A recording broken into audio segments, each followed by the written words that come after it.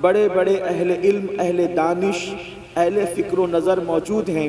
میں بہت لوگوں کو جانتا بھی نہیں، لیکن چہرے کی وجاہت مجھے بتا رہی ہے کہ یہ لوگ کوئی معمولی لوگ نہیں ہیں۔ جو ذرہ ہیں، جو ذرہ جہاں ہے وہی آفتاب ہے۔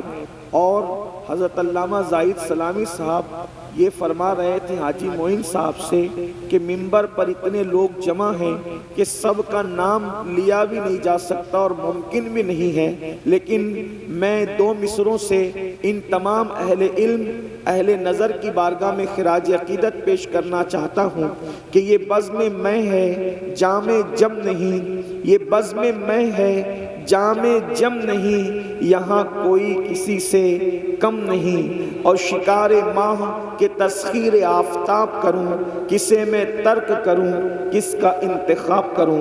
یقیناً ہمارے تمام علماء اور اہل منبر ہمارے نزدیک مخدوم اور بڑے عزت کے لائق اور محترم ہے۔ میں نے جس آیہ کریمہ کے جس حصے کی تلاوت کی ہے، اللہ تبارک و تعالی اس کے متعلق مجھے حق کہنے اور آپ سب کو حق سن کر اس پر عمل کرنے اور اسے عام کرنے کی توفیق عطا فرمائے۔ میرے پیارے آقا صلی اللہ علیہ وآلہ وسلم کے پیارے دیوانوں، اس وقت پوری دنیا میں ایک خوف کا ماحول ہے۔ تقریباً 15-20 دن سے پوری دنیا ایک خوف کے ماحول کے اندر زندگی گزار رہی ہے۔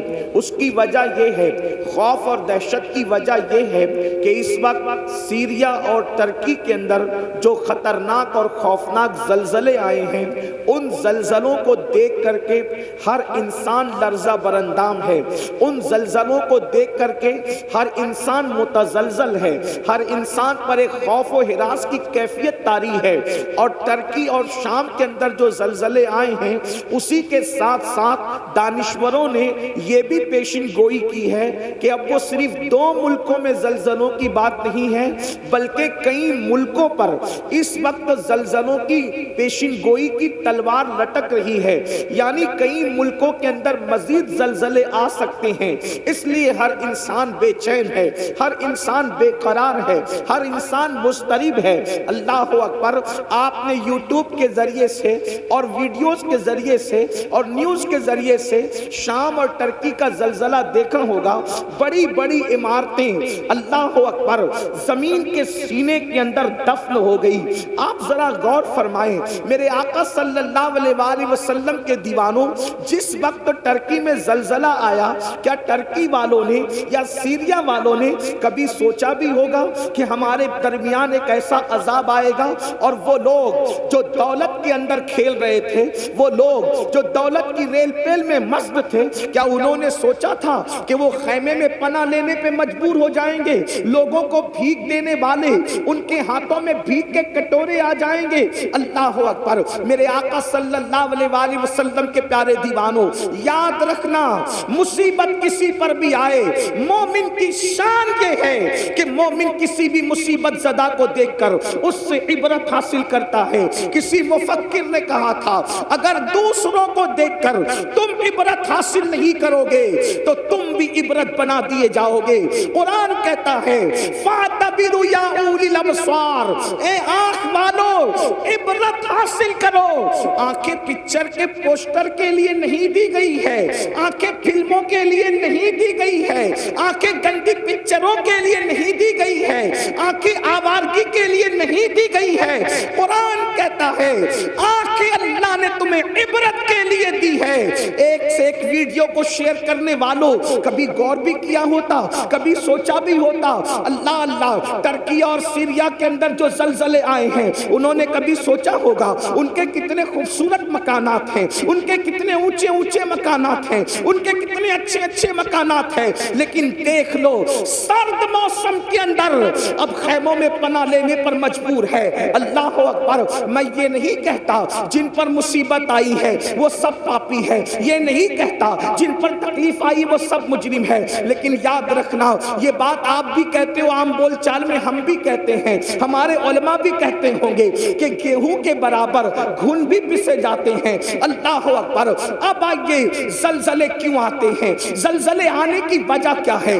اگر ہم نے اس پر نظر نہیں کی تو اللہ نہ کرے جتنی سخت مصیبت گرفتار ہے، اس سے بڑی مصیبت ہم پر بھی آ سکتی ہے۔ میرے آقا صلی اللہ علیہ وآلہ وسلم کے دیوانوں، زلزلے آنے کی دو وجوہات بتائی جاتی ہے۔ ایک تو طبعی وجہ ہے جس کو سائنسداں لوگ بتاتے ہیں، یعنی کہ جو ہے وہ سیال مادوں میں ایسا ہوتا ہے تو زلزلہ آتا ہے۔ پھر کہتے ہیں کہ پلیٹوں کے اندر اختلاف ہو جاتا ہے تو زلزلہ آتا ہے۔ گویا کہ طبعی وجوہات، جیسے مثال کے طور پر ہم بیمار پڑتے ہیں، اس کی ایک طبعی وجوہات ہے، اس کی چند طبعی وجوہات ہے۔ مثال کے طور پر زکام ہو گیا تو کیوں ہوا؟ تو کہا دہی کھا لیا تو کھانسی آ رہی ہے، اسی طریقے سے ٹھنڈا پی لیا تو زکام ہو گیا، اسی طریقے سے جو ہے شربت پی لیا تو یہ ہو گیا۔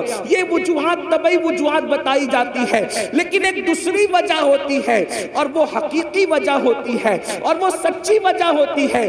یاد رکھنا، آپ سے پوچھنا چاہتا ہوں، اگر شربت بیمار کرتا ہے، توجہ کرنا، اگر شربت سردی کرتا ہے تو 4 لوگ شربت پیتے ہیں، سردی ایک ہی کو کیوں ہوتی ہے؟ 3 لوگوں کو کیوں نہیں ہوتی؟ اگر سب کو شربت نقصان پہنچاتا تو نقصان سب کو پہنچانا چاہیے تھا۔ اسی طریقے سے اگر مرچی سے موشن ہوتے ہیں تو 4 لوگوں نے کھائی تو ایک ہی کو کیوں ہوئی، 3 کو کیوں نہیں ہوئی؟ اس کا مطلب یہ ہے ہم ریزن تلاش کرنے میں، طبعیات میں تو پھنسے ہوئے ہیں لیکن حقیقت پر ہماری نظر نہیں ہے۔ لیکن آج کے قرآن و سنت کو ماننے والوں، جب بھی کوئی مصیبت آتی ہے تو ہم قرآن اور حدیث میں اس کی وجہ تلاش کرتے ہیں۔ کیا وجہ ہے؟ قرآن و حدیث میں تلاش کریں۔ میں آپ سب کی توجہ چاہتا ہوں، ذرا غور فرمائیں۔ اللہ اکبر۔ اب طبعی وجوہات تو بتا دی گئی، سیال مادوں نے ایسا ہوا تو ایسا ہو گیا، پلیٹوں میں ایسا ہوا تو ایسا ہو گیا، یہ ہو گیا تو یہ ہو گیا، لیکن حقیقی وجہ کیا ہے؟ اب حقیقی وجہ قرآن بیان کرتا ہے، اس کو دل کے کانوں سے سننا۔ اللہ پاک ارشاد فرماتا ہے وَمَا أَصَابَكُم مِّن مُّصِيبَةٍ فَبِمَا كَسَبَتْ أَيْدِيكُمْ، کہ تم پر جو بھی مصیبت آتی ہے وہ تمہارے ہاتھ کی کمائی ہے، وہ تمہارے گناہوں کی وجہ سے آتی ہے، وہ تمہارے جرائم کی وجہ سے آتی ہے۔ پتہ چلا ہم پر جو بھی مصیبت آتی ہے وہ گناہ کی وجہ سے آتی ہے۔ اس آیہ کریمہ کی تفسیر میں مفسرین لکھتے ہیں کہ اگر مومن کو کانٹا بھی چبھتا ہے اس کے گناہ کی وجہ سے چبھتا ہے، مومن کو ٹھوکر بھی لگتی ہے اس کے گناہ کی وجہ سے لگتی ہے۔ پتہ چلا اگر مسلمان گناہ کرنا چھوڑ دے تو وہ اتنا سیف ہو جائے گا کہ اس کو کبھی ٹھوکر بھی نہیں لگ سکتی، زلزلے آنا تو دور کی بات ہے۔ گناہ چھوڑتے چلے جاؤ، عیش کی زندگی گزارتے چلے جاؤ، راحت کی زندگی گزارتے چلے جاؤ، آرام کی زندگی گزارتے چلے جاؤ۔ حیرت کی بات یہ ہے، آرام کی زندگی سب چاہتے ہیں، راحت کی زندگی سب چاہتے ہیں، سکون کی زندگی سب چاہتے ہیں، آرام کی زندگی سب چاہتے ہیں، قرار کی زندگی سب چاہتے ہیں، لیکن گناہ کوئی چھوڑنا نہیں چاہتا۔ اللہ اکبر۔ بڑی معذرت کے ساتھ میں یہ نہیں کہتا کون کیا کرتا ہے، لیکن ہر انسان اپنے آپ میں ڈوب کر سوچے۔ کہنے والے نے کہا تھا اپنے من میں ڈوب کر پاجا سراغ زندگی، اپنے من میں ڈوب کر پاجا سراغ زندگی، تو اگر میرا نہیں بنتا نہ بن، اپنا تو بن۔ مسلمانوں ہم اپنے تو بن جائیں، اپنے آپ میں ڈوب کر سوچو میں کیا کرتا ہوں۔ توجہ کرنا، یہ محفل تو کیا کرتا ہے اس کی نہیں ہے، یہ محفل خود احتسابی کی محفل ہے۔ یہ ہمارے علماء کی پشت پناہی میں یہ جو فقیر قادری عرض کر رہا ہے، آج ہم یہ نہیں کہیں گے تو کیا کر رہا ہے، کون کیا کر رہا ہے، آج ہم اپنے آپ میں ڈوب کر سوچیں میں کیا کر رہا ہوں، میں کیا کر رہا ہوں۔ قرآن کہتا ہے یا ایھا الذین آمنوا علیکم انفسکم، اے ایمان والو اپنی فکر کرو۔ آج مسلمان کے اندر یہ بیماری پیدا ہو گئی، تو کیا کر رہا ہے، وہ کیا کر رہا ہے، کون کیا کر رہا ہے۔ اس لیے ہر آدمی دوسرے کو مجرم ٹھہراتا ہے، خود احتسابی نہیں۔ ہمارے بزرگوں میں کیا طریقہ تھا، میں کیا کر رہا۔ ایک مرتبہ سلطان العارفین حضرت بایزید بسطامی کے دور میں بارش بند ہو گئی، بارش بند ہو گئی۔ لوگوں نے کہا بارش بند ہو گئی، چلو سلطان العارفین بایزید کے پاس۔ یہ بایزید کون؟ سید الطائفہ، طاؤس العلماء، حضرت جنید بغدادی فرماتے ہیں جو مرتبہ فرشتوں میں جبریل امین کا ہے وہ ولیوں کی کائنات میں اللہ نے سید السلطان العارفین حضرت بایزید بسطامی کو مقام عطا فرمایا. جیسے فرشتوں میں جبریل ویسے ولیوں میں بایزید بسطامی. یہ بات جنید بغدادی نے اس وقت کہی، ابھی سرکار غوث پاک کی آمد نہیں ہوئی تھی، ان کی آمد سے پہلے یہ بات کہی گئی. آپ سے پوچھتا ہوں، جو ولیوں میں جبریل کی طرح ہے، جیسے فرشتوں میں جبریل ویسے سلطان العارفین بایزید ولیوں میں ہیں، ایسی ہستی کے پاس لوگ آ کے کہتے بارش بند ہو گئی. توجہ کرنا، اپنے دور کی بے مثال ہستی جس کی بارگاہ میں داتا علی حجویری جیسے لوگ خراج عقیدت پیش کریں، جس کی بارگاہ میں جنید بغدادی جیسے لوگ خراج عقیدت پیش کریں، جس کی بارگاہ میں سر سختی جیسے لوگ خراج عقیدت پیش کریں، وہ سلطان العارفین حضرت بایزید بسطامی رضی اللہ تعالیٰ کے پاس جب لوگ پہنچے، حضرت بارش نہیں ہو رہی، کیا فرماتے ہیں؟ میں جان گیا کیوں بارش نہیں ہو رہی. توجہ کریں، میں جان گیا کیوں بارش نہیں ہو رہی. کہا میرے گناہ حد سے بڑھ گئے، میرے گناہ حد سے بڑھ گئے، اس لیے اللہ نے میری وجہ سے بارش روک لی. ایک کام کرتا ہوں، میں ہی شہر چھوڑ کر کے چلا جاتا ہوں. جب مجرم اور پاپی شہر سے نکلے گا تو جس کی وجہ سے بارش رکی ہے پھر باران رحمت کا نزول ہو جائے گا. لوگ حیرت زدہ رہ گئے. اتنی بڑی ہستی اور اتنی بڑی شخصیت جس کی زندگی میں کبھی تہجد فوت نہ ہو، جس کا مقام اور مرتبہ مقام شہودی اور حضوری میں یہ ہو کہ خود فرماتے ہیں ایک لمحہ بھی جلوے یار اگر نظروں سے اوجل ہو جائے تو میں اپنے آپ پر کفر کا فتویٰ دے دوں.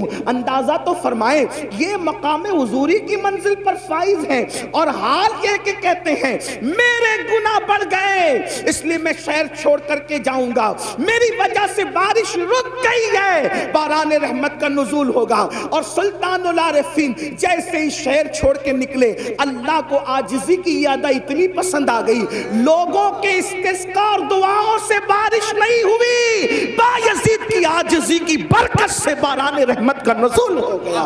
حیرت کی بات یہ ہے جو گناہگار نہیں تھے، جو مجرم نہیں تھے، وہ اپنے آپ کو گنہگار سمجھتے تھے. اور یہاں حال یہ ہے جو کبھی اٹھ کر کے مسجد بھی نہیں جاتے، ان کو یہ غرور اور گھمنڈ ہے کہ مولانا ہم جنت میں نہ جائیں گے تو کون جائے گا. جن کا حال یہ ہے کہ وہ کھڑے ہو کر استنجا کرتے ہیں تو 3 دن تک کے غسل نہیں کرتے، ناپاکی کی حالت میں زندگی گزارتے ہیں، جو غسل جنابت کے حوالے سے اتنے غافل ہیں کہ 3-4 دن ناپاک پڑے رہتے ہیں، ان کو بھی یہ گھمنڈ ہے کہ مولانا ہم جنت میں نہ جائیں گے تو کون جائے گا. آؤ ترکی اور سیریا کے زلزلے کے تناظر میں ہم دیکھیں زلزلے کیوں آتے ہیں، اس کے آنے کی وجہ کیا ہے تو ہم حدیث میں تلاش کرتے ہیں. امام اہل سنت نے بھی جو وہ روایت لکھی ہے فتاوی رضویہ شریف کے اندر، پہلے وہ کوٹ کر دوں اس کے بعد آگے بڑھتے ہیں. فرمایا گیا کہ ان زمین کی نسیں ہوتی ہے، زمین کی رگیں ہوتی ہے، زمین کی شریانیں ہوتی ہے. جس طریقے سے انسان کے جسم میں شریانیں ہیں، جس طریقے سے انسان کے جسم میں رگیں ہیں، اسی طریقے سے زمین کی بھی رگیں ہیں. اور یہ ساری رگیں ایک جو ہے وہ پہاڑ کی طرف بڑھتی ہے اور ایک پہاڑ کے اندر سمٹ آتی ہے اور اس کو کوہ قاف کہتے ہیں. اور وہاں پر وہ ساری رگوں کو کھڑا فرشتہ سمیٹ کر کے موجود ہے، اس کے ہاتھوں میں یہ رگیں ہیں، زمین کی رگیں، زمین کی شریانیں اس فرشتے کے ہاتھ میں ہے. جب بھی کسی زمین کے خطے پر، جب بھی کسی زمین کے حصے پر ظلم ہوتا ہے، پاپ ہوتے ہیں، جرائم ہوتے ہیں، زنا اور بدکاری ہوتی ہے، شراب عام ہو جاتا ہے، سود عام ہو جاتا ہے، اللہ کی نافرمانی عام ہو جاتی ہے، زمین کے جس حصے پر گناہ اور جرائم عام ہو جاتے ہیں، پھر قدرت کی طرف سے حکم ہوتا ہے زمین کی اس رگ کو پکڑ کر کے حرکت دے دو تاکہ لوگوں کو پتہ چل جائے کہ اللہ سونے سے بھی پاک ہے، اللہ اونگنے سے بھی پاک ہے.